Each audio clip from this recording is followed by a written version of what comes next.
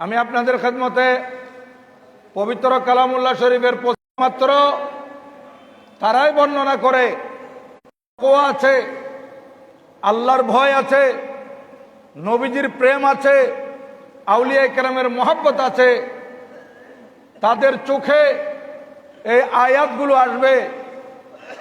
আর যাদের অন্তরে আউলিয়া কেরামের বিদ্বেষ, আউলিয়া কেরামের শানে যারা শত্রুতামি পোষণ করে, তারা এই আয়াতগুলো তেলাওয়াত করে এবং আয়াতগুলো দেখেও তারা দেখে না। কারণ আমাদের সমাজে একটা কথা আছে, চোখ থাকিতে অন্ধ।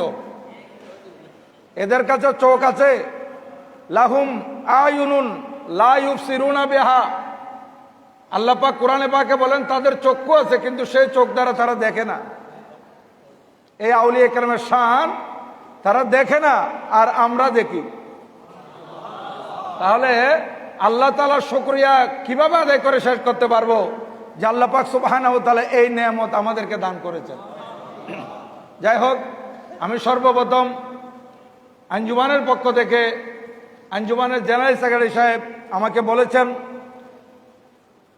যে এই মাহে জিলহজ্জাতুল হারামের পবিত্র কোরবানিতে যারা চামড়া কালেকশন করেছেন, আমাদের গৌসিয়া কমিটির ভাইয়েরা অক্লান্ত পরিশ্রম করেছেন। নিজের কোরবানি সন্তানদেরকে কিংবা ভাই বেরাদরকে বুঝিয়ে দিয়ে বেরিয়ে যায় এই ইয়েতিম গরিব শিশুদের লেখাপড়ার জন্য, জামিয়ার লিল্লা ফান্ডের জন্য চামড়া কালেকশন করতে যারা বেরিয়ে গেছেন, তাদের শুকরিয়া আদায় করা হচ্ছে। ওনারা বড় ভাগ্যবান। ইভেন আমি দেখেছি, এখন তো ফেসবুকে ইউটিউবে দেখা যায়, হ্যাঁ, যে ছোট ছোট বাচ্চারা পর্যন্ত জামিয়ার জন্য চামড়া কালেকশন করছে। এদের ভিতর কি প্রেম, কি মহাব্বত, আর আউলিয়া কেরামের কি একটা আকর্ষণ, আশ্চর্য লাগে। আপনি যদি টাকা দিয়ে মানুষ ভাড়া করেন, এরা ফাঁকি দিবে, সুযোগ পেলে বসে থাকবে, সময় কাটাবে, আড্ডা দিবে। কিন্তু আমার গৌসিয়া কমিটির ভাইয়েরা নীলরস পরিশ্রম করে যায়। এটা আউলিয়া কেরামের ফুয়ুজাত, বরাকাত। শুকরিয়া আদায় করা হচ্ছে আপনাদের। সাথে সাথে গতকাল যারা উরুসে পাকের মধ্যে শরিক হয়েছেন এবং এই উরুসে পাকে বিভিন্নভাবে শরিক হয়েছেন, আঞ্জুমানের পক্ষ থেকে জেনারেল সেক্রেটারি সাহেব আপনাদেরও শুকরিয়া আদায় করতেছেন। তো আপনারা বড় ভাগ্যবান। গতকাল আলহামদুলিল্লাহ বৃষ্টি হয় নাই। দেখেন, এই কয়েকদিন ধরে বৃষ্টি, আমরাও চিন্তিত ছিলাম, কিন্তু আল্লাহর ওলির উরুসে পাকের মধ্যে বৃষ্টি না হওয়ায় সব একটু গরম পড়লেও কোনো সমস্যা নাই, কিন্তু বৃষ্টিটা সহ্য করা যায় না। বৃষ্টি হলে মানুষ এই কাদা হয়ে যায়, এদিক সেদিক কাপড় টাপড় নষ্ট হয়ে যায়, এই জন্য মানুষ একটু স্বাচ্ছন্দ্য বোধ করতে পারে না। কিন্তু কালকে আলহামদুলিল্লাহ সবাই স্বতঃস্ফূর্তভাবে যোগদান করেছে এবং শেষ পর্যন্ত তারা অবস্থান করেছে আলহামদুলিল্লাহ। জি আলহামদুলিল্লাহ। গতকাল তবরুক বন্টনও খুব সুন্দর হয়েছে। আস্তে আস্তে আরো সুন্দর করতে হবে ইনশাআল্লাহ, দিন দিন ডেভেলপ হতে হবে। যাই হোক, আমি আপনাদের খেদমতে আজ হুজুর কেবলা গৌসে জামা আল্লামা সৈয়দ মোহাম্মদ তৈয়ব শাহ রহমতুল্লাহ আলাইহির কিছু আলোচনা করব। হুজুরের জন্ম 1916 সাল মোতাবেক 1336 হিজরি। হুজুর হলেন মায়ের গর্বের ওলি। হুজুর কেবলা সৈয়দ মোহাম্মদ তৈয়ব শাহ রহমতুল্লাহ আলাইহি মাদারজাত ওলি, মায়ের গর্বের ওলি। উনি জন্ম নিয়েছেন ওলি হয়ে। দেখেন, কিছু আল্লাহর ওলি আছে, আমি অনেক সময় বলেছি, যারা দুনিয়াতে আসার পর রিয়াজত, সাধনা, এবাদত, বন্দেগি ইত্যাদি করার মাধ্যমে আল্লাহর সন্তুষ্টি অর্জন করেন। আল্লাহ সুবহানাহু ওয়া তাআলা তাদেরকে নৈকট্য দেন এবং তারা ওলি হয়ে যায়। আর কিছু আল্লাহর ওলি আছেন যারা দুনিয়াতে আসতেই ওলি হয়ে এসেছেন। আল্লাহ পাক সুবহানাহু ওয়া তাআলার কত বড় মেহেরবানি। যেমন আমার গৌসে পাক শাহীন সাহেব বগদাদ, আমাদের কাদিরিয়া তরিকার যিনি মূল, উনি মাদারজাত ওলি। উনি জন্ম ওলি হয়ে, ওনার জন্ম হয়েছে। হুজুর খাজা গরিব নওয়াজ রাদিয়াল্লাহু তাআলা আনহু, উনি মাদারজাত ওলি, উনি জন্মসূত্রে আল্লাহর ওলি। এইভাবে আরো বহু আছে আল্লাহর ওলি যারা জন্মসূত্রে ওলি। অনুরূপভাবে জন্ম ওলি হয়ে জন্ম লাভ করেছেন আমাদের হুজুর কেবলা সৈয়দ মোহাম্মদ তৈয়ব শাহ রহমতুল্লাহ আলাই, ওই ওলিদের মধ্যে একজন এবং ওই ওলিদের মধ্যে অন্যতম। আর যারা একেবারে মাদরজাত ওলি, মায়ের গর্ভ থেকে ওলি হয়ে আসেন, ওনাদের করামতগুলো একেবারে ছোটবেলা থেকে পরিলক্ষিত হয়। যেমন আপনারা জানেন, কিন্তু তারপরে কিছু নতুন নতুন ভাইয়েরা আসেন, কিছু নতুন নতুন ছাত্র জামিয়াতে ভর্তি হয়, তাদের অবগতির জন্য আমি বলি এবং আপনাদের হাফেজা তাজা করার জন্য আবারও বলি যে আমি তো এটা প্রতি বছরে আপনাদের খেদমতে বলে থাকি, হুজুরে কাবলার জীবন কর্ম করামতে এগুলো নতুন নতুন ভাইয়েরা আসে, শুনে এবং লাইভ হয়। গতবার আমি শ্রীকুটি রহমতুল্লাহ আলাই শানের উপর যে আলোচনা করেছিলাম, আলহামদুলিল্লাহ বহির্বিশ্ব থেকে ভাইয়েরা আমাকে মোবারকবাদ দিয়েছে, আমার কাছে খুব খুশি লেগেছে, ওনাদের অন্তর ছুঁয়েছে শাহিন শাহ শ্রীকুট রাদিয়াল্লাহু তাআলার এই আলোচনা। তো আজকে বহির্বিশ্বে অনেক ভাইয়েরা আছেন এবং ওনারাও এই যে বাইরে প্রবাস জীবনে আছে, এদের বন্ধু বান্ধব আছে, বিভিন্ন আকিদার মানুষজন থাকে, ওনারা এগুলা এই বাতিল আকিদা যারা পোষণ করে তাদের সামনে উপস্থাপন করে, দেখো আমাদের হুজুরে কেবলার শান। অনেক সময় এগুলো শুনে তারও বক্ত হয়ে যায়। তো বলতেছিলাম, হুজুর কেবলার বয়স যখন মাত্র 5 মাস, 5 মাসের মধ্যে আমরা শিশুদের মুখে কিছু খানা দিই, হুজুরের কাছে নিয়ে যাই। কিন্তু হুজুর কেবলা গৌসে জমা আল্লামা সৈয়দ মোহাম্মদ তৈয়ব শাহ রহমতুল্লাহ আলাই, ওনার এই জুবানে মুখে সিন্নি দিয়েছেন কে? খাজা চরবি রহমতুল্লাহ আলাই। হুজুর গৌসে জমা খাজা চরবি রহমতুল্লাহ আলাই এবং হুজুর কেবলা আল্লামা সৈয়দ মোহাম্মদ তৈয়ব শাহ রহমতুল্লাহ আলাই আব্বা হুজুর বানিয়ে জামিয়া কুতুবুল আউলিয়া কুতুবুল আরশাদ আল্লামা সৈয়দ আহমদ শাহ শ্রীকুটি আল কাদেরী পেশোয়ারি রহমতুল্লাহ আলাই, উনি পীরের এমন খেদমত করেছেন, মুরিদ থেকে মুরাদ হয়েছেন, মুরাদ হওয়ার পর উনি খলিফায়ে আজম হয়েছেন, চরবি রহমতুল্লাহ আলাইয়ের প্রধান খলিফা হয়েছেন। এবং চরবি রহমতুল্লাহ আলাই এত বেশি খুশি হয়েছিলেন যে এক সময় হঠাৎ করে শ্রীকুটি রহমতুল্লাহ আলাইয়ের শাহাদত আঙ্গুল নিজে টেনে নিলেন। শ্রীকুটি রহমতুল্লাহ আলাইয়ের এই শাহাদত আঙ্গুল টেনে নিলেন এবং নিজের পিঠের দিকে নিয়ে গেছেন। নিয়ে গিয়ে এইভাবে ঘর্ষণ করতে করতে বলেছিলেন, ইয়ে পাক চিজ তুম লে লো। এটা তো আপনারা জানেন যে ইয়ে পাক চিজ তুম লে লো, এই পবিত্র জিনিস তুমি নিয়ে নাও। এই পবিত্রর আরবি শব্দ হচ্ছে তৈয়ব। হ্যাঁ, এই যে মাদরজাত ওলি কিভাবে আসলো? যেমন আমার গৌসে পাক রাদিয়াল্লাহু তাআলার দরবারে আল আরবি এসেছিলেন, হুজুর আমার কোনো ছেলে সন্তান নাই, হুজুর আমার ছেলের প্রয়োজন। এই গৌসে পাক রাদিয়াল্লাহু তাআলা বলেন, তোমার তকদিরে তো কোনো ছেলে সন্তান নাই। বলো যে তকদিরে ছেলে সন্তান না থাকলেও আল্লাহর কাছে দেওয়ার ক্ষমতা আছে, আপনার কাছে চাওয়ার ক্ষমতা আছে। আপনি তো আল্লাহর ওলি। তখন শাহিন শাহ বগদাদ রাদিয়াল্লাহু তাআলা বলেন, আমাকে আল্লাহ পাক অনেক সন্তান দিয়েছে, যাও আমার একটা সন্তান আমি তোমাকে ট্রান্সফার করে দিই। হ্যাঁ, অনুরূপভাবে উনি বলেছিলেন, আমি আমার পিঠ থেকে জামা উঠাচ্ছি, তুমি তোমার পিঠ থেকে জামা উঠাও এবং তোমার পিঠটা আমার পিঠের সাথে লাগিয়ে দাও। এভাবে বিজ্ঞান যেমন উন্নতি লাভ করতেছে, মোবাইল থেকে মোবাইল, ব্লুটুথের মাধ্যমে, শেয়ারিটের মাধ্যমে একটা থেকে একটার মধ্যে যেমন ট্রান্সফার হয়, এগুলো আসছে থেকে আল্লাহর ওলিদের করামত থেকে বৈজ্ঞানিকরা গবেষণা করছে। দেখেন, ইয়া রাসূলুল্লাহ সাল্লাল্লাহু আলাইহি ওয়াসাল্লাম, জিন্দাবাদ জিন্দাবাদ জিন্দাবাদ। তাহলে দেখেন, আজ সেদিন আল আরবি রাদিয়াল্লাহু তাআলা আনহু আমার গৌসে পাক রাদিয়াল্লাহু তাআলা আনহুর পিঠ মোবারকের সাথে যখন ওনার পিঠ লাগিয়ে দিলেন, শাহিন শাহ বগদাদ রাদিয়াল্লাহু তাআলা বলেন, আমার একটা সন্তান আমি আল আরবি তোমাকে দিয়ে দিলাম, যাও এই সন্তান যখন ভূমিষ্ঠ হবে, ছেলে সন্তান হবে, আর তার নাম রাখবে আমার নামে মহিউদ্দিন। এই মহিউদ্দিন ইবনুল আরবি আজকে তাসাউফের কত বড় ইমাম, আমার গৌসে পাক রাদিয়াল্লাহু তাআলা রুহানি সন্তান। দেখেন, এই খাজা চরবি রহমতুল্লাহ আলাইহিও এইভাবে দেখিয়ে দিলেন, শ্রীকুটি রহমতুল্লাহ আলাইহি শাহাদত আঙ্গুল পিঠের মধ্যে ঘর্ষণ করে একটা সন্তান দিয়ে দিলেন, অথবা রুহানি ভাবে দিয়ে দিলেন। দেখেন, এইভাবে এই গৌসে পাক রাদিয়াল্লাহু তাআলা রুহানি সন্তান মহিউদ্দিন ইবনুল আরবি, আমার হুজুর কেবলা সৈয়দ মোহাম্মদ তৈয়ব শাহ রহমতুল্লাহ আলাইহি, উনি শাহিন শাহ শ্রীকুটের সন্তান, আবার ওইদিকে চরবি রহমতুল্লাহ রুহানি সন্তান। দেখেন, এদিকে হুজুর চরবি রহমতুল্লাহ এসেছেন, শিরনি খাওয়াবেন। আমরা তো এই ছোট বাচ্চাকে কুলে নিই, আদর করি, অনেক সময় কান্নাকাটি করে, আমরা তাদেরকে আদর যত্ন করে আস্তে করে কিছু কিছু দোয়া কালাম পরে ওই শিরনি তাদের মুখে দেই। কিন্তু চরবি রহমতুল্লাহ আলাই দুনিয়াবাসীকে প্রমাণ করতেছেন যে এই বাচ্চা সাধারণ কোনো বাচ্চা নয়, এই বাচ্চা হচ্ছে মা দরজাত ওলি। এই জন্য বলেছেন, এই বাচ্চা তুমি যদি শিরনি না খাও আমরাও খাচ্ছি না, तुम अगर न खाओगे तो हम भी ना खाएंगे, তুমি না খেলে আমরা খাবো না। এই কথা বলার দেরি হুজুর কেবলা সৈয়দ মোহাম্মদ তৈয়ব শাহ রহমতুল্লাহ আলাইকে আরেকজন এই শিরনি উঠাইয়ে খাওয়াই দিতে হয় নাই। এই 5 মাসের শিশু নিজের আঙ্গুল শিরনির ভিতর ঢুকিয়ে, শিরনির ডেকের ভিতর ঢুকিয়ে শিরনি নিয়ে নিজে খেয়ে ফেললেন।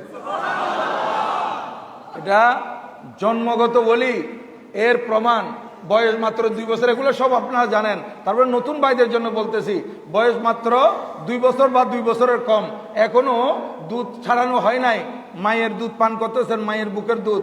এই গেলেন চরবি রহমতুল্লাহ দরবারে আম্মাজান, মহিলারা পর্দার ভিতর আছে, আর চরবি রহমতুল্লাহ তকরির করতেছেন। হঠাৎ উনি বেলায়েতের নজরে দেখলেন এ ছোট্ট বাচ্চা দুধ পান করার জন্য আম্মার কাছে বারবার চাচ্ছে, আম্মা থেকে দুধ পান করবে। কিন্তু এই বাচ্চাকে তো সব জায়গায় আর দুধ দেওয়া যায় না, দুধ পান করানো যায় না, নির্জন স্থানে যেতে হয়। এই মহিলাদের ভিতর কিভাবে দুধ পান করাবে? চরবি রহমতুল্লাহ আলাই ওখান থেকে আওয়াজ করে বলেন, বাচ্চা তুম বড়া হো গিয়া, তুম দুধ মত পিও। এ তৈয়ব শাহ, তুমি বড় হয়ে গেছো, তুমি আর দুধ পান করো না। এই আওয়াজ যখন হুজুর কেবলা তৈয়ব শাহ রহমতুল্লাহ আলাই শিশু ওনার কানে আসলো, সাথে সাথে শান্ত হয়ে গেলেন। আর মাকে দুধ পান করার জন্য একবারের জন্য বলেন নাই, চান নাই, কোনো ইশারাও করেন নাই। এই যতক্ষণ পর্যন্ত চরবি রহমতুল্লাহ আলাইহির দরবারে ছিলেন, দুধের কোনো আলোচনা নাই, বাচ্চার দুধ চাওয়ার কোনো এই ধরনের কোনো আলামত পাওয়া যাচ্ছে না। শেষ পর্যন্ত যখন বাড়িতে গেলেন, আম্মা যান বাচ্চাকে দুধ পান করাবেন, বাচ্চা কথা বলে, একটু একটু কথা বলে, বলে মা মাই দুধ নেই পিউঙ্গা, আম্মা আমি দুধ পান করবো না। কেন? যে बाजी ने मना किया, हुजूर कबला निषेध করেছেন, और बाजी ने कहा कि मैं बड़ा हो गया। হুজুর কেবলা চরবি রহমতুল্লাহ বলেছেন, আমি বড় হয়ে গেছি, তা আমি আর দুধ পান করব না। আমাদের মা বোনেরা সন্তানের দুধ ছাড়ানোর জন্য কত কিছু করতে হয়, কত কিছু সাহারা নিতে হয়। কিন্তু আজ চরবি রহমতুল্লাহ একটা জোবানের বাণী, তৈয়ব শাহ রহমতুল্লাহ আলাই শিশু আর দুধ পান করেন নাই। দেখেন, আমি আপনাদের খেদমতে আরজ করতেছি যে বাচ্চার বয়স মাত্র শিশু তৈয়ব শাহ রহমতুল্লাহ আলাই 4 বছর। আব্বাজান মসজিদে যাচ্ছেন, আব্বা কিধর কা ইরাদা হে, কাহা জানা হে, আব্বা আপনি কোথায় যাচ্ছেন, কোথায় ইচ্ছা করেছেন যাওয়ার? বলে मैं মসজিদ में जा रहा हूँ। বলে वहाँ क्या मिलता है? আমি মসজিদে যাচ্ছি। প্রশ্ন করলেন ওখানে কি মিলে, কি মিলা যায়? তো वहाँ আল্লাহ মিলতা है, ওখানে আল্লাহ পাওয়া যায়, আল্লাহ সাক্ষাৎ পাওয়া যায়।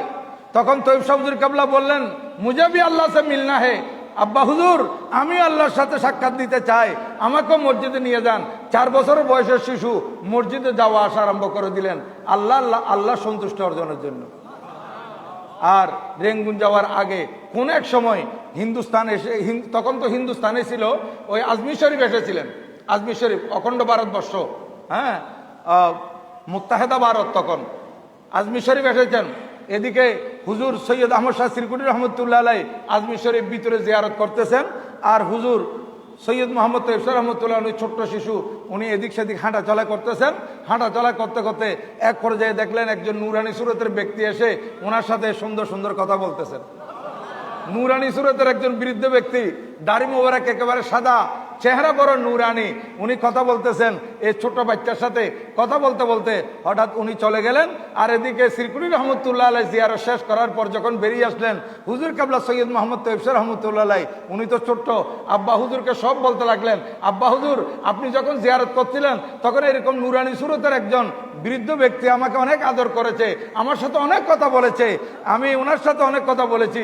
বলে বাবা তুমি তো আওলাদ রসুল, এক গরিব নামাজা আওলাদ রসুল, তুমি যা ওনার দরবারে এসেছো, এই ছোট্ট শিশু আওলাদ রসুল, উনি খুশি হয়েছেন, উনি নিজেই তোমাকে দেখা দিয়েছেন, উনি হযরত খাজা গরিব নওয়াজ, উনি গরিব নওয়াজ, তোমার সাথে সাক্ষাৎ দিয়েছেন তিনি। দেখেন হুজুর কেবলা সৈয়দ মোহাম্মদ তৈয়ব শাহ রহমতুল্লাহ শান, উনি ছোট্ট বয়স 10 থেকে 11 বছর ওনার জীবনের মধ্যে আসতেছে। উনি যখন লেখাপড়া করতেছেন, ওনার ওস্তাদ একদিন স্বপ্নে দেখলেন আল্লাহর পেয়ারা মাহবুব সাল্লাল্লাহু আলাইহি ওয়াসাল্লামকে। ওই উস্তাদ প্রিয় নবীজিকে স্বপ্নে দেখলেন। আল্লাহর নবীজি ওনাকে সাক্ষাৎ দিয়ে বলতেছেন, এ আমার উম্মত, তোমার দরসের মধ্যে, তোমার পাঠশালার মধ্যে আমার একজন আওলাদ লেখাপড়া করে, তার একটু তুমি যত্ন নিও। আমার একজন আওলাদ আছে। আমার নবীজি নিজেই বলতেছেন ওই উস্তাদকে। আর নবীজিকে যদি কেউ স্বপ্নে দেখে, সেখানে সন্দেহের কোনো অবকাশ নাই। আমার নবীজিকে স্বপ্নে দেখলে সত্যিই দেখবে, নবীজিকেই দেখবে। মান রানি ফিল মানাম ফাকাদ রাআল হাক্কা লিআন্না শাইতানা লা ইয়াতামাসালু বি। কেননা শয়তান নবীজি সুরত ধারণ করতে পারে না। এই জন্য কোনো উম্মত যদি নবীজিকে স্বপ্নে দেখে, ঠিকই দেখবে। আপনারাও দেখতে পাবেন যদি আপনারা সেইভাবে ইস্তেখারা করেন এবং সেইভাবে উযু কালাম করে নফল নামাজ পড়ে, এশারের নামাজ পড়ার পর নফল নামাজ পড়ে আপনারা ঘুমান, সেইভাবে আমল করতে করতে দেখবেন আপনাদের হায়াতুন নবী দিদার হয়ে যাবে। এখন এই ওস্তাদ ঘুম ভেঙে গেল, সকালবেলা উঠে চিন্তা করতেছেন যে আমাকে তো দেখিয়ে দেওয়া হয় নাই আওলাদ রসুল কোনজন, কোন শিশু আওলাদ রসুল, ওইটা তো আমাকে বলা হয় নাই। এখন উনি পরীক্ষা করার জন্য ছাত্রদেরকে ডাকলেন। ছাত্র তো তত বেশি না, যা আছে আর কি, এগুলো প্রত্যেকটা ছাত্রের এক এক জনের হাতে একটা একটা কমলা দিলেন পরীক্ষা করার জন্য। কমলা দিয়ে ওস্তাদ বলতেছেন, এই কমলা আপনারা খাবেন যে এমনভাবে যাতে আল্লাহ না দেখে। দেখেন ছোট্ট বাচ্চাদেরকে বলতেছেন আল্লাহ যাতে না দেখে সেইভাবে আপনারা খাবেন। আমার হুজুর কেবলা কয়েকটা দিয়েছেন তৈয়ব শাহ হুজুর কেবলাকে, উনিও ছোট। এখন সবাই গোপনে গোপনে কোথাও এদিক সেদিক লুকিয়ে লুকিয়ে খাচ্ছে, ছোট বাচ্চা তো। ওরা বলছে যে আল্লাহ দেখবে কিনা, আমরা লুকিয়ে খাই। কারণ ওস্তাদ যখন বলছেন আল্লাহ না দেখে মতো খেতে, আমরা একেবারে গোপনে চলে যাই।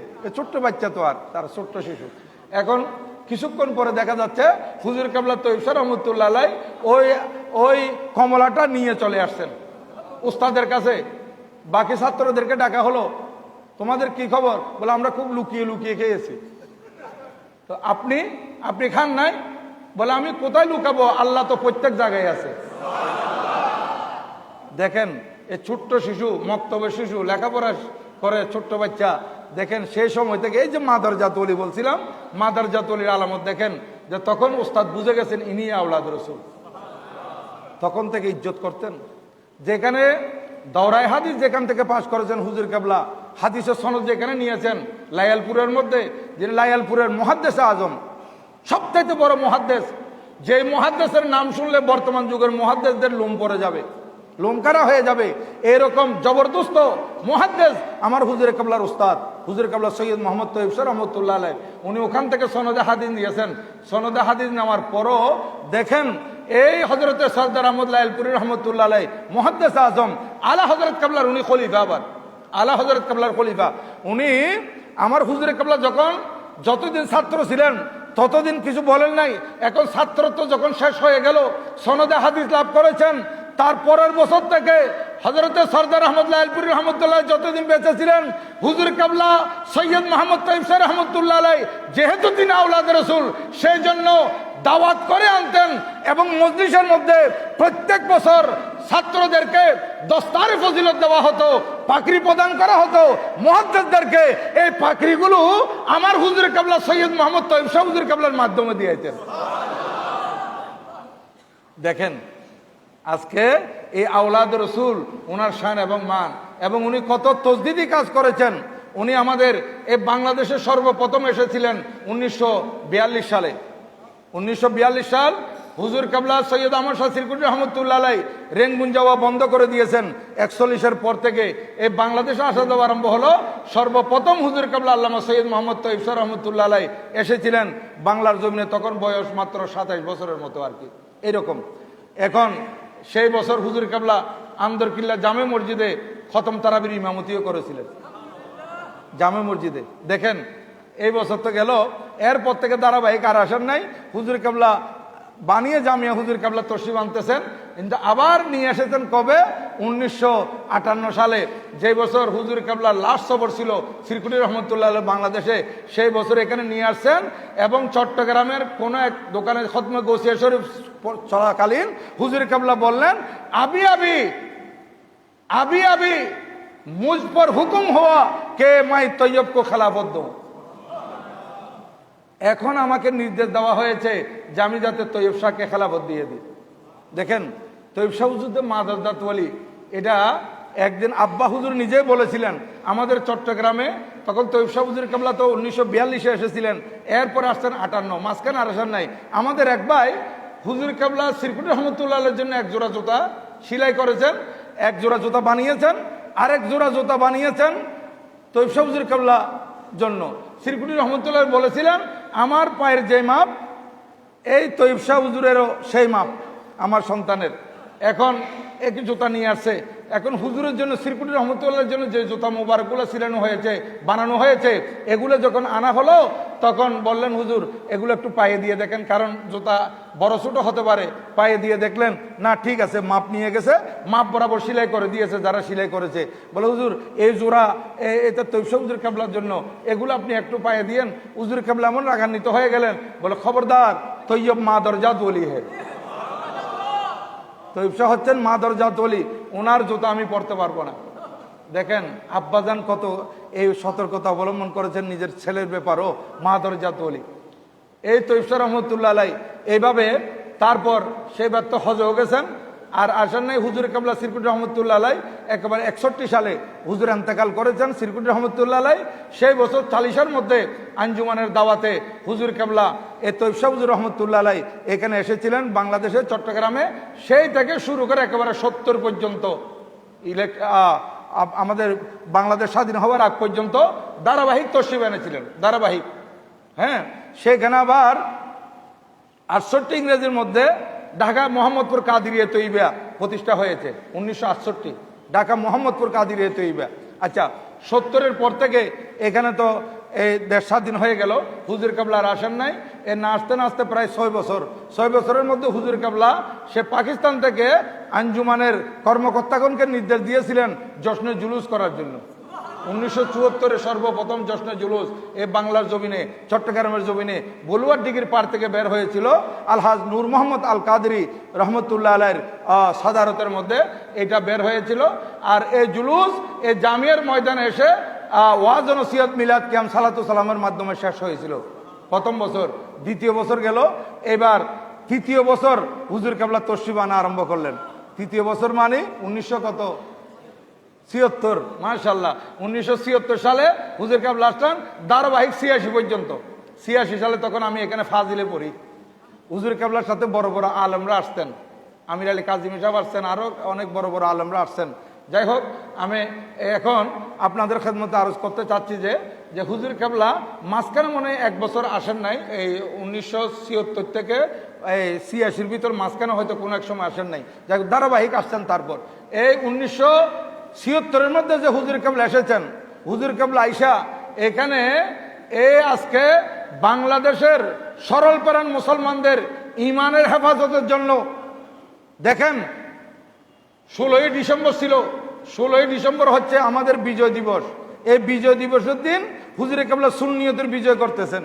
বিজয় দিবসের দিন আঞ্জুমানের মিটিং, ক্যাবিনেট মিটিং এর মধ্যে একটা প্রস্তাব দেওয়া হলো যে একটা ম্যাগাজিন বের করার জন্য। হুজুর কেবলা খুব খুশি হয়ে এই প্রস্তাব পাশ করলেন। এবং ভাইয়েরা, এর পরের মাস সন পরিবর্তন হয়ে গেছে, মাস মাত্র লাগানো ডিসেম্বর জানুয়ারি, কিন্তু ডিসেম্বর হচ্ছে 1976 আর ওটা হচ্ছে 1977। সন পরিবর্তন হয়ে গেছে, কিন্তু দিন বেশি পাওয়া যায় নাই। তারপরে ভাইয়েরা এই 15-20 দিনের মধ্যে তরজুমানে আহলে সুন্নাত বের করে ফেলেছে। আজকে সেই তরজুমানে আহলে সুন্নাত আমাদের ঈমান রক্ষা করার বড় হাতিয়ার। যারা এই তরজুমান নিয়মিত পড়বে তাদের আকীদা মজবুত থাকবে, কোনো বাতিল তাদেরকে গোমরা করতে পারবে না।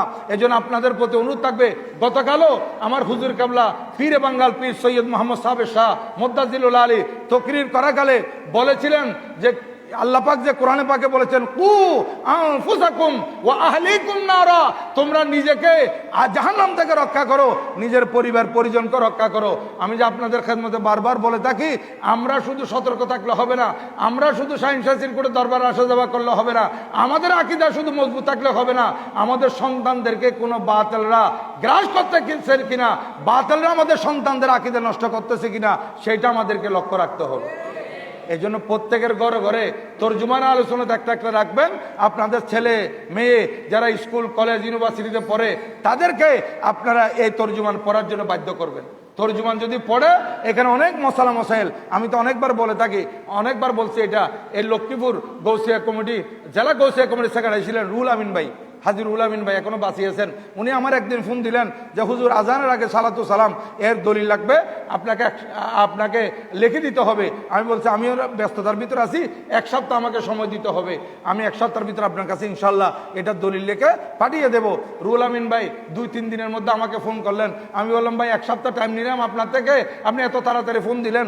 বলে না, আপনাকে আর কষ্ট করতে হবে না হুজুর, আমি ওই তর্জুমান আমার কাছে যে ছিল স্টক ছিল, আমি তর্জুমানগুলা এগুলো খুলতে খুলতে পড়তে পড়তে এই তর্জুমানের মধ্যে আজানের আগে সালাতু সালামের দলিল পেয়ে গেছি। আপনাদের এই তর্জুমানে আহলে সুন্নাত প্রত্যেক মাসে মাসে যে বের হয়, এগুলো স্টক রাখবেন, ঘরের মধ্যে রেখে দিবেন। এই পুরাতন তর্জুমান কাটলে দেখবেন এখানে অনেক মশলা, আপনারা মশলার সমাধান পাচ্ছেন। আর বিশেষ করে জিল হোসানদের কোরবানির মশলা মশাইল, এগুলো তর্জুমান থেকে তো আপনারা অ্যাভেলেবল পেয়েছেন। এবং অনেক কিছু সমাধান আছে তর্জুমানে আহলে সুন্নাত। এবং সারা বাংলাদেশে আমাদের সুন্নি জামাতের বাইরে যারা আছে, আমরা যারা সুন্নি মুসলমান, আমরা কোনো বাতিলের পিছে নামাজ পড়তে পারি না। কারণ আপনার জামার মধ্যে ময়লা লাগলে, কাপড় যদি নাপাক হয়, এই ইমামের পিছনে নামাজ হবে? কাপড় নাপাক থাকলে নামাজ শুদ্ধ হবে? ইমামের পিছনে আমি একা বললেও তো শুদ্ধ হবে না। কাপড় পাক কত হবে, জায়গা পাক কত হবে, শরীর পাক কত হবে।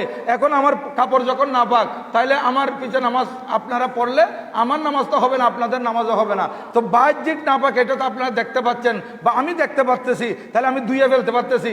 কিন্তু যে সমস্ত বাতিল ফেরকারা তাদের কলবের ভিতর, মনের ভিতর নাপাকি রেখে দিয়েছে, যাদের কলবের ভিতর, অন্তরের ভিতর নাপাকি আছে, আল্লাহ মিথ্যা কথা বলতে পারে, এইরকম কুফরি কথার নাপাকি, নবীজির শানে বেয়াদবির নাপাকি, সাহাবায়ে কেরামের শানে বেয়াদবির নাপাকি যদি কলবের ভিতর রাখে, তাদের পিছে কোনোদিন নামাজ হবে? হবে না। এই জন্য কোনো বাতিল ফিরকার পিছে নামাজ পড়লে আমাদের নামাজ আদায় হবে না। তাই আমরা যে বিভিন্ন জায়গায় সফর করি, রাজশাহী গেলাম, দিনাজপুর গেলাম, রংপুর গেলাম, সিলেট গেলাম, এদিকে কক্সবাজার গেলাম, মহেশখালী গেলাম, কুতুবদিয়া গেলাম, এখানে মসজিদে যে ঢুকবো নামাজ পড়ার জন্য, ইমামের আকীদা শুদ্ধ আছে কিনা এটা যাচাই বাছাই কেমনে করব? আমার হুজুর কিবলা গৌসে জামা সৈয়দ মোহাম্মদ তাইব সাহেব রহমাতুল্লাহ আলাইহি এমন একটা মিটার আমাদেরকে দিয়ে দিয়েছেন যে আমার রুহানি সন্তানেরা কিংবা চট্টগ্রাম বাংলাদেশের সুন্নি মুসলমানরা বাতিলের পিছনে নামাজ পড়বে না। এরা মসজিদের মধ্যে ইমাম হক না হক, ইমাম বাতিল না ইমাম সুন্নি, এটা যাচাই করার জন্য একটাই মিটার, সেটা হচ্ছে আজানের আগে সালাতু সালাম। আল্লাহু আকবার, ইয়া রাসূলুল্লাহ, জিন্দাবাদ জিন্দাবাদ। আমি একদিন ওই কি বলো এটা, আমাদের একটা মৌলানা সাহেবকে শহীদ করে দিল গাজীপুর, হ্যাঁ, রইসুদ্দিন, মরহুম শহীদ রইসুদ্দিন, এই গাজীপুর। একবার গাজীপুরের মধ্যে আমি তকরির করতে গেলাম, এশারের আজানের আগে দেখতেছি সেখানে সালাতু সালাম চলতেছে।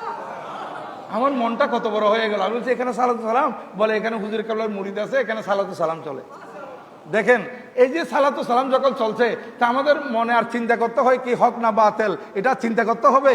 আজানের আগে যখন আমরা সালাতু সালাম দেখি, আজানের আগে যখন সালাতু সালাম শুনি, তখন নির্দেশে সেই মসজিদে আমরা ঢুকে যেতে পারি। এই কাজটা করেছেন হুজুর কেবলা। এবং আমাদের এখানে আজকে আমরা ইয়া নবী সালাম আলাইকা, আমার নবীজিকে সালাম দিই। নবীজি এই সালাম এই আল্লাহর দরবার থেকে নিয়েছেন। আল্লাহ পাক আমার নবীজিকে সালাম দিয়েছেন। সালাম দেওয়ার সময় বলেছিলেন আল্লাহ পাক সুবহানাহু ওয়া তাআলা মেরাজের রজনীতে, আসসালামু আলাইকা আইয়ুহান নবী, হে নবী আপনাকে সালাম। আমার নবীজিকে সালাম দিয়েছেন। আর নবীজি বলেন, আয় আল্লাহ, আপনার এত বরকত মণ্ডিত কুদরতের জবানের সালাম আমি একা নয়, আসসালামু আলাইনা, ওয়া আলা ইবাদিল্লাহিস সালিহিন, আলাই না বলে নবীজি নিজের সাথে নিজের কমলির মধ্যে নিজের নুরানি চাদরের মধ্যে সমস্ত গুনাহগারকে ঢুকিয়ে নিলেন। আমি এবং আমার সমস্ত গুনাহগার উম্মতের জন্য ওয়া আলা ইবাদিল্লাহিস সালিহিন এবং সমস্ত সালেহীন নেককার বান্দাদের উপরে সালাম।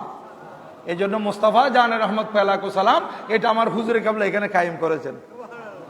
ইয়া নবী সালামু আলাইকা, এটা সালাম দেওয়ার পর তারপরে পড়া হয় কি মুস্তাফা জানে রহমত পেলাকু সালাম, শামিআ বজমে হেদায়েত পেলাকু সালাম, এভাবে চলে। এই হুজুরে কাবলার অনেক তসদিদি কাম, এই গৌসিয়া কমিটি বাংলাদেশ, এটা আমার হুজুরে কাবলার তসদিদি কাম।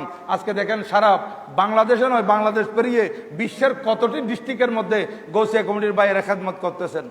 আজকে গৌসিয়া কমিটিরা এই করোনার মধ্যে কত খেদমত করেছেন। করোনার কথা যখন আসছে আবারও বলে দিই, গতকাল আমাদের চট্টগ্রাম সিটি কর্পোরেশনের মাননীয় মেয়র মহোদয় উনি একটু ইশারা করেছেন যে নতুন করে আবার কোভিড শনাক্ত হচ্ছে, নতুন করে করোনা শনাক্ত হচ্ছে। বরিশালে আরো কোথায় কোথায় ডাক, আমাদের চট্টগ্রামও শনাক্ত হয়েছে। আপনাদেরকে একটু সতর্ক হতে হবে। আপনারা বিভিন্ন জায়গায় যাওয়ার সময় মাস্ক ব্যবহার করবেন এবং জনসমাগম এড়িয়ে চলার জন্য একটু চেষ্টা করবেন। আর তিনি কালকে আরেকটা কথা বলেছেন, যেটা আমি আপনাদেরকে বিভিন্ন সময় বলেছি, সরকার নতুন রাস্তা করবে, সরকার খাল খনন করবে, সরকার আমাদের জন্য বড় বড় রাস্তা করবে। কিন্তু বড় বড় রাস্তা করার পর ডিভাইডার দিয়ে যদি দুই পাশে 4 লাইন করে 6 লাইন করে লাভ কি হবে? 4 লাইন 6 লাইনের মধ্যে যদি আমি এটা গাড়ির গ্যারেজ বানাই ফেলাই, এখান থেকে দেখেন না মুরাদপুর থেকে অক্সিজেন পর্যন্ত দেখেন দুই পাশে গাড়ির গ্যারেজ, এটা গাড়ির সারা রাত গাড়ি দাঁড়িয়ে থাকে। তা আগে গাড়িগুলো ওরা রাখতো না, কিন্তু সরকার রাস্তা বড় করতেছে, কিন্তু আমাদের পরিবর্তন হচ্ছে না। আমাদের মানসিকতার পরিবর্তন যদি না আসে, এই যে রাত্রে গাড়িগুলো দাঁড় করায় রাখে রোডে রোডে, তাহলে কত গাড়ি অ্যাক্সিডেন্ট হওয়ার সম্ভাবনা। হ্যাঁ, তাহলে আর যে 4 লাইন করা 6 লাইন করা সে সুফল তো আমরা পাচ্ছি না, তো গাড়ি আর একটা খরচ হওয়ার সময় দাঁড়িয়ে যেতে হচ্ছে। তাহলে এইভাবে আমাদেরও পরিবর্তন হতে হবে। অনুরূপভাবে যে বড় বড় নালা নর্দমা, এবার আলহামদুলিল্লাহ আমাদের মুরাদপুরের মধ্যে পানি জমে নাই, মুরাদপুরে পানি হয় নাই, বিভিন্ন জায়গায় পানি হয় নাই। আমাদের মেয়র মহোদয় এটা ঘুরে ঘুরে দেখছেন। তাইলে এটা আমি বলবো আপনারা এটা আপনাদেরকে এদিকে সতর্ক থাকতে হবে। আমি আমার ঘরের ময়লাগুলো যদি নালার মধ্যে ফেলি পলিথিন সহ, তাহলে নালাতে এমনও জাম হয়ে যাবে। হ্যাঁ, আপনারা নির্দিষ্ট জায়গায় রাখবেন, এগুলো নিয়ে যাবে।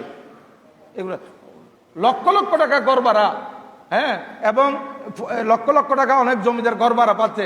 জমিদারদের মধ্যে 2-1 জন আমি এমনও দেখেছি যে তারা এই এত টাকা পাওয়ার পরও আলহামদুলিল্লাহ তাদের কি শুকর আছে কি না জানি না, এরা ওই ময়লা যারা কালেকশন করে তাদেরকে মাসে 100 টাকা দিতে চায় না। না আপনারা তো দেন, আমি 2-1 জনের কথা বলতেছি, আমি সবার কথা বলতেছি না। 2-1 জন আছে এরকম বখিল টাইপের, এত কৃপণ, এরা 100 টাকা ময়লা যারা কালেকশন করে তাদেরকে দিতে চায় না। ওই কি করে, এরা আস্তে করে উপর থেকে এদিক সেদিক তাকিয়ে ময়লাগুলো নালাতে ফেলে দেয়, নতুবা আরেকজনের বন্ডারের মধ্যে ফেলে দেয়। দেখেন কিরকম মারাত্মক হবিস মানুষ। এগুলোকে চিহ্নিত করতে হবে এবং এগুলোকে শুধরাইতে হবে। তো আপনাদেরকে বলবো, আপনার নালার মধ্যে কোনো সময় ময়লা ফেলবেন না। আমরা যদি ময়লা ফেলে এটা নালার নর্দমা জাম করে কষ্ট তো আমরাই পাবো। মেয়র সাহেব তার এদিকে আসতেছে না, মেয়রও কষ্ট পাবে না, আমরা কষ্ট পাবো। আমরা যারা এলাকায় চলাফেরা করে পানি উপরে উঠে থাকলে আমরা কষ্ট পাবো। যাই হোক, কথা অনেক লম্বা হয়ে গেছে। তো আমি আপনাদের খেদমত আরোপ করতে চাই হুজুরে কেবলার 2-1টি করামত আমি মুক্তসরভাবে বলে দিই। হুজুরে কেবলা আমি এমনও দেখেছি অনেক মানুষ হুজুরে কেবলার দরবার, তৈব সাহেব হুজুরে কেবলার দরবারে বসছে মনে মনে অনেক আরজি নিয়ে। হুজুরে কেবলা আল্লাহ পাক হুজুর কেবলাকে এমন বেলায়েতের ক্ষমতা দিয়েছেন, হুজুর কেবলা মনের খবর জেনে নিতেন। 1979 কথা, এটা হুজুর কাবলার দরবারের কথা বলতেছি। জীবনের মধ্যে পেয়েছি আমি হাজী হাবিবুর রহমান, হুজুর কাবলার মুরিদান। উনি বিয়ে করবেন, বিয়ের মধ্যে ওনার মসজিদের মধ্যে হুজুর কাবলাকে দাওয়াত দিয়েছেন। হুজুর কাবলা তৈব শাহ হুজুর কাবলা ওনার বড় নাতি সৈয়দ মোহাম্মদ কাসেম শাহ হুজুর কাবলাকে নিয়ে গেছেন। হ্যাঁ, নিয়ে একসাথে গেছেন। ওখানে ইমাম ছিলেন, ইমামের নাম হচ্ছে মৌলানা আব্দুল হক। মৌলানা আব্দুল হক চিন্তা করতে, আমি গ্রামের মসজিদে ইমামতি করি, একটা আগদ পড়ালে 20 টাকা পাই, আজকে তো সেটা থেকে মনে বঞ্চিত হব। দেখেন হুজুর কাবলা তৈব শাহ হুজুর কাবলা আগদ পড়াবেন। এই জন্য আমি আপনাদেরকে একটা বলে দিই, আপনারা অনেক জায়গা থেকে এখানে আগদ পড়াইতে আসেন, কিন্তু আপনাদের মসজিদের এলাকার ইমামকে আপনারা বঞ্চিত করবেন না। এলাকার ইমামের একটা হক আছে, ওনাদের হকগুলো ওনাদেরকে দিয়ে দিয়েন। এখন হুজুর কাবলা আগদ পড়ালেন, আগদ পড়ানোর পর এই যে মৌলবী, তখন আগদের ফিস ছিল 20 টাকা। ওখানে আগদপুরে ওইখানে পাকিস্তানের মধ্যে পেশাওয়ারে উজির কাবলার বাড়ির পাশেই অদূরে, উজির কাবলা পায়ে হেঁটে গেছেন ওখানে মনে সম্ভবত, এই অদূরে, বেশি দূরে নয়। সেখানে আগদ পড়ানোর পর হুজুর কাবলা চলে আসবেন। চলে আসার সময় ইমাম সাহেবকে হুজুর কাবলা 200 টাকা দিয়েছেন। আগদের ফিস কত? 20 টাকা। হুজুর দিলেন কত? 200। দেখেন ওই আল্লাহ পাক সুবহানাহু ওয়া তাআলা মানুষ যদি কোনো একটা নেক কাম করে একের বদলে কত দেয়? 10। তো এই লোকটা আলেমটা বলতেছেন আমি মনে মনে খেয়াল করছি হুজুর কেমনে জেনে গেছেন, আর হুজুর আমাকে একটাকে 1কে 10 করে দিয়েছেন। আমি পাইতাম 20 টাকা, হুজুর কাবলা আমাকে দিলেন 200 টাকা। দেওয়ার পর এখন হুজুর কাবলা চলে আসবেন। চলে আসার সময় ও হাদিয়া দিচ্ছে হুজুর কাবলাকে। কে? হাজী হাবিবুর রহমান। উনি তখন বিয়ে শাদী করতেছেন, হুজুর কাবলাকে হাদিয়া কি দিলেন? হুজুর কাবলাকে ওই জামা ছিড়ানোর জন্য কিছু ভালো কাপড় দিয়েছেন হুজুর কাবলাকে। তখন হুজুর কাবলা বললেন বিয়ে শাদী তো আপনি করতেছেন, কোনো কর্জ টর্জ হয়েছে কিনা? তখন তিনি লজ্জায় কিছু বলেন নাই হুজুর কাবলাকে। কিন্তু হুজুর কাবলা কেমনে জানেন? আল্লাহ পাক ওনাদেরকে কেমনে জানাইছেন? হুজুর কাবলা চলে আসবেন, ওনাকে 1400 টাকা দিয়েছেন। 1500 টাকা নয়, 1500 নয়, 14, 1300 নয়, 14। ওনার কর্জ হয়েছিল 1400 টাকা। ইনি হচ্ছেন হযরত সৈয়দ মোহাম্মদ তৈয়ব শাহ রহমতুল্লাহ আলাইহি। দেখেন এই আমাদের সুলাইমান আকরম খান, উনি সুলাইমান আকরম সাহেব, উনি মুআল্লিম ছিলেন। মুআল্লিম সুলাইমান আকরম সাহেব উনি দ্বিতীয় বিয়ে করেছিলেন আমাদের ফিরিঙ্গি বাজার, চট্টগ্রামের ফিরিঙ্গি বাজার থেকে। ওই মহিলার কোনো ঘরে কোনো ছেলে সন্তান হচ্ছে না। তখন হুজুর কাবলা হজের সময় সুলাইমান আকরম সাহেব মুআল্লিমের ঘরে অবস্থান করতেছিলেন। ওনার বিবি বেগম সুলাইমান আকরম সাহেব হুজুর কাবলার কাছে আরজি দিলেন সন্তানের জন্য, যে কারোর সন্তান না হলে তো ওনার স্বামী স্ত্রীর মধ্যে সেপারেট হয়ে যাবে, স্ত্রীকে পাঠিয়ে দিবে বাংলাদেশে, অত তালাকও দিয়ে দিতে পারে। এই জন্য হুজুর কাবলার কাছে আরজি দিলেন কেঁদে কেঁদে। হুজুর কাবলা বলেন তুমি কেঁদো না, তোমার একটা সন্তান হবে, তোমার একটা সন্তান হবে। এ সন্তান হবে বলছে যে এটাকে ছেলে সন্তান হতে পারে, কন্যা সন্তান হতে পারে, কিন্তু হুজুর কাবলা ওই এই ছেলে এখনো দুনিয়াতে আসে নাই, সন্তান হবে বলেছেন এবং সন্তানের নামটাও রেখে দিয়েছেন রায়হান আকরম। এটা মেয়ে তো হতে পারে, কিন্তু নাম রেখে দিলেন রায়হান আকরম। নাম রেখে দেওয়ার পর হুজুর কাবলা বললেন আমি তো এবার চলে যাচ্ছি হজ করে, আমি যখন আগামীতে হজে আসবো তখন এই বাচ্চা আমার কোলে আসবে। আল্লাহর ওলিদেরকে আল্লাহ কেমন ক্ষমতা দান করেছেন, কেমন বেলায়েতের ক্ষমতা দান করেছেন। কারামাতুল আউলিয়া হক কোন, আউলিয়া কেরামের কারামত হক। আল্লাহ পাক সুবহানাহু ওয়া তাআলা এই মহান মনীষী আধ্যাত্মিক জগতের উজ্জ্বল নক্ষত্র, বেলায়েতের তাজদার হুজুর কেবলা শাইন শেখ খেতাবত গৌসদমা আল্লামা সৈয়দ মোহাম্মদ তৈয়ব শাহ রহমতুল্লাহ আলাইহির রুহানি ফুয়ুজাত দিয়ে আমাদের সবাইকে মালামাল করুন, সবাই বলুন আমিন। সম্মানিত হাজিরিন, নামাজের ব্যাপারে একটা মশলা আমাকে অবশ্যই বলতে হচ্ছে। পঞ্জেখানে নামাজে যারা আসেন আপনারা খুব লক্ষ্য করবেন, আর যারা আপনারা এখানে আসছেন জুমাতে আসছেন আপনারাও লক্ষ্য করবেন। আমরা যে সিজদা দিই, সিজদার মধ্যে অনেক সময় দেখা যায় যে অনেকে পা উঠাই ফেলে, এটা একদম নিয়ম হয়ে গেছে, পা উঠাই ফেলে। সিজদার মধ্যে পা উঠাইলে পা দুটা যদি উঠে যায় মাটি থেকে আপনাদের নামাজ হবে না। ফতোয়ায়ে রজবিয়া শরীফের মধ্যে আছে শুধু পা উঠানো নয়, পা কোথায় আছে? মাটিতে নখের উপর আছে। কিসের উপর বলেন? কিসের উপর? নখের উপর। অনেকে সোজা করে আঙ্গুলগুলো সোজা করে নখের উপর রাখে না, শুধু নখের উপর। পেট যদি না বাজে, আঙ্গুলের পেট এটা যদি মাটির সাথে না বাজে, শুধু নখের উপর যদি আপনি সিজদাত করেন তাও নামাজ হবে না। আমরা কষ্ট করে আসি নামাজ পড়ার জন্য, যদি নামাজ না হয়। এই জন্য এই মশলাটা একটু লক্ষ্য রাখবেন। আঙ্গুলের আপনার পায়ের আঙ্গুলের পেট এটা মাটির সাথে লাগতে হবে এবং কমপক্ষে 6টা আঙ্গুল আপনারা পেট লাগাই দিবেন, কেবলামুখী করে দিবেন। কেবলামুখী করে পেটগুলো, আঙ্গুলের পেটগুলো মাটির সাথে লাগিয়ে দিবেন। হ্যাঁ, গিরের নিচে কাপড় যদি যায় এটা মকরুহে তাহরিমি, এটা মকরুহে তাহরিমি, ওয়াজিবুল আদা নামাজ। গিরের নিচে যদি কাপড় যায়, জন্য আমি বারবার বলি যারা নামাজ পড়েন আপনারা কমপক্ষে কাপড় ছিলানোর সময় সেই দিকে একটু লক্ষ্য রাখবেন, গিরের নিচে যাতে কাপড় না যায়। তারপরে এটা বলছি, আরেকটা মশলা আপনাদেরকে বলতে হয়। এখানে অনেকে ফ্যানের জন্য বা ঠান্ডার জন্য এদিকে একটু গরম, এই জন্য এই কাতার 3টা হওয়ার পর আর দুইজন তিনজন মিলে আরো 3টা করে ফেলে, এদিকে 3টা ওইদিকে মাঝখানে পুরা খালি। তো আপনারা যে কাতারগুলো করেন এগুলো কাতার তো শুদ্ধ হচ্ছে না, আপনাদের নামাজ কেমন হবে? কাতার করতে হবে মাঝখান থেকে ডানে বামে ছড়িয়ে যেতে হবে। মাঝখান থেকে ডানে বামে ছড়িয়ে যাবেন। তারপর আমি অনেকবার মানুষদেরকে বলি, ডাকি ডাকি নিয়ে আসি, তারপরেও শুনে না, শুধু ঠান্ডার জন্য। তো আপনি এত নামাজ পড়তে আসছেন, এত আরামের জন্য, আরাম চাইলে কি হবে, কিছুক্ষণের জন্য নামাজ পড়তে আসতেছেন। আর বিশেষ করে আরেকটা মশলা হচ্ছে, এটা খুব জরুরি মশলা, নামাজ পড়ে মাগরিবের সময় আমাদের ভাইয়েরা আওয়াবিন পড়ে, পীর ভাইয়েরা, কিছু মানুষ আছে তারা আওয়াবিন পড়ে না, এরা তো চলে যাবে, এখন চলে যাবে যে আরেকজন সালাম ফিরানো পর্যন্ত অপেক্ষা করে না, এর নামাজের আগে দিয়ে চলে যায়। তো আপনি যে নামাজ পড়তে আসছেন, এই নামাজ পড়তে আসছেন কি আপনি নামাজ বরবাদ করার জন্য? হাদিসে পাকের মধ্যে কত শাস্তি আছে এটার ব্যাপারে জানেন? আমার নবীজি ইরশাদ করেন, যদি একজন নামাজের আগে মুসল্লি যাওয়াটা কত বড় অপরাধ, এটা যদি জানতো সে 40 বছর এক জায়গায় দাঁড়িয়ে থাকতো। আরেকটা রিওয়ায়াতের মধ্যে আছে 1 বছর দাঁড়িয়ে থাকতো। যে নামাজ 1 বছরকে নামাজ পড়ে, এটা আমাদেরকে বুঝানোর জন্য, তাকিদ দেওয়ার জন্য যে নামাজের আগে যাওয়াটা কত বড় মারাত্মক। আপনি এরকম পাশ কেটে যাওয়ার কোনো সুযোগ নাই যতক্ষণ পর্যন্ত আপনি সূত্রা দিবেন না। একটা উপায় আছে, আপনি সূত্রা দিয়ে, মুসল্লির আগে সূত্রা দিয়ে তারপরে যাবেন। এর আগে কোনো অবস্থাতে একটু অপেক্ষা করবেন, এটা তো আপনার জন্য অনেক কিছু নষ্ট হয়ে যাচ্ছে না, কোথাও আগুন লাগে নাই আপনাকে এত তাড়াতাড়ি করে যাওয়ার জন্য। তো এই জন্য আপনারা কমপক্ষে সালাম ফিরানো পর্যন্ত অপেক্ষা করবেন, কোনো নামাজের আগে সাইড কাটে ফাঁস কাটে এরকম করে যাবেন না। ওয়া মা আলাইনা ইল্লাল বালাগ। ওয়াসসালামু আলাইকুম ওয়া রাহমাতুল্লাহি তাআলা ওয়া বারাকাতুহু। যারা